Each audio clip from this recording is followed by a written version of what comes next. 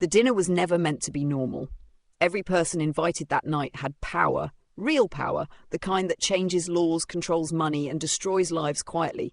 And yet none of them knew they had all walked into the same trap, because the man who invited them was no longer trying to impress them. He was about to expose them, and it all started when he asked a maid to sit at the table. Daniel Carter wasn't just rich. He was precise, cold, and calculated.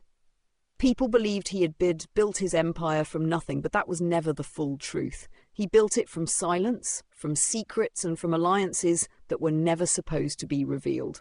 Every person invited to that dinner shared something in common with him. Not friendship, not trust. Something deeper, something buried. The mansion stood far from the city, isolated enough to keep the world away. Everything inside it was controlled. Cameras, security, accessed points.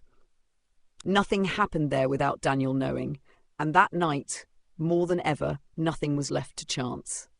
Elena arrived before sunrise, like she always did. Quiet steps, no unnecessary movement, no attention drawn to herself.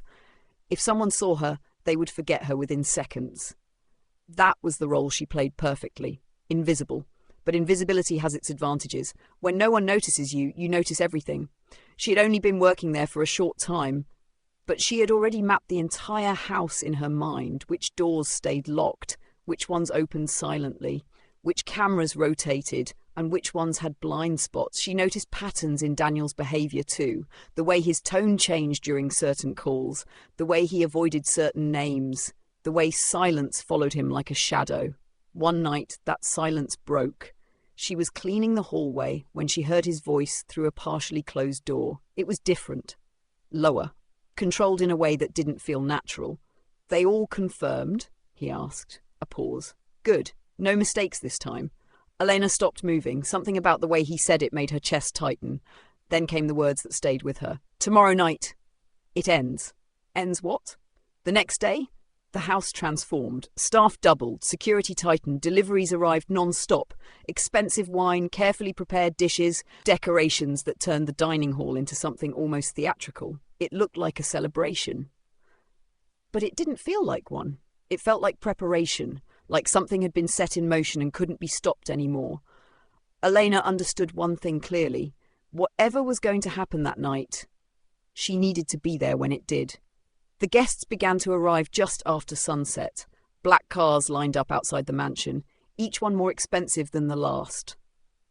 Men stepped out in perfectly tailored suits. Women followed in elegant dresses, every detail designed to project power. They walked like people who controlled outcomes, like people who were never surprised. But Elena saw something they didn't want to show.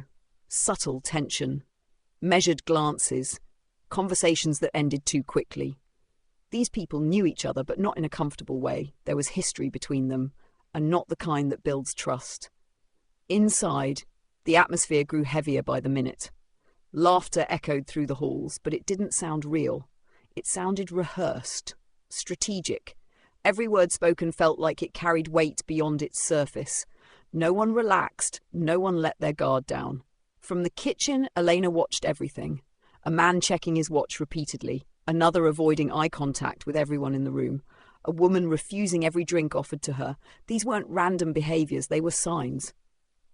Signs of pressure, of anticipation, of fear.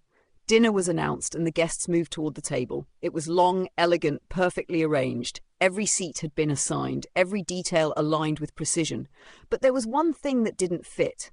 At the end of the table, one chair remained empty. People noticed immediately. Some exchanged looks, others pretended not to. Finally, one of the guests spoke.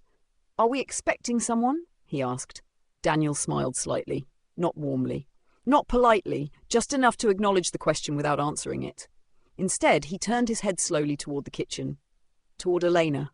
"You," he said calmly. "Come here." The room went silent. For a moment, she didn't move.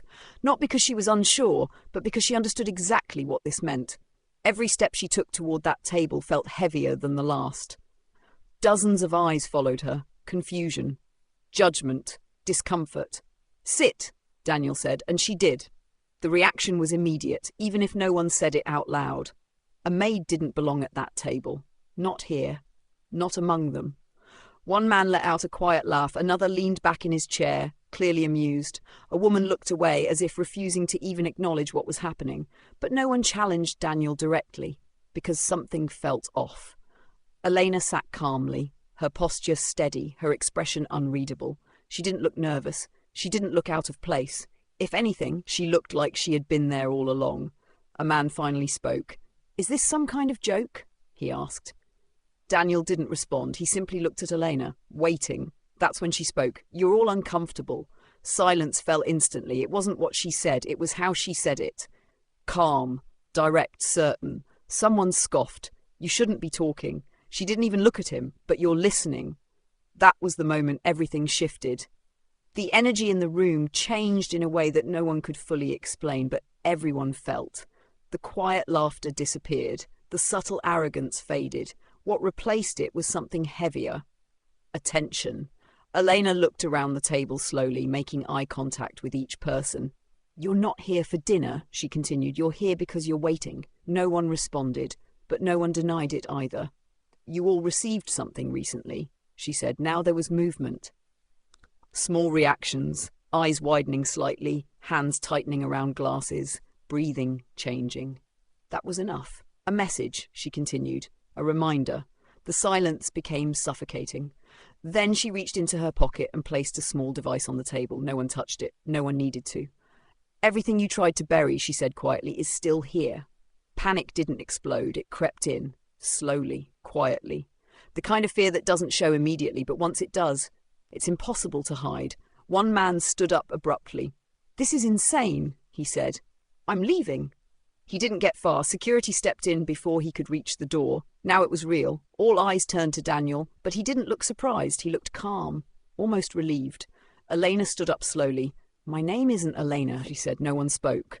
"I'm not your maid." She paused, letting the words settle. Then she looked directly at them. "I'm the consequence." Confusion turned into realization. Years ago, they had been involved in something they believed was finished. A company destroyed. A man blamed. Evidence erased, or so they thought. But not everything had been erased, and not everyone had been forgotten. "I'm the daughter of the man you destroyed," she said. The words landed heavily. No one denied it, because they couldn't. Daniel finally spoke.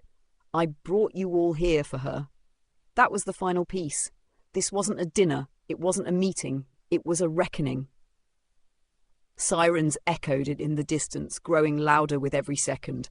Red and blue lights began to reflect through the windows. No one moved. No one tried to speak. For the first time in a very long time, they weren't in control. And as the doors opened, and everything they had built began to collapse, only one question remained in the air. Was Daniel exposing them or saving himself?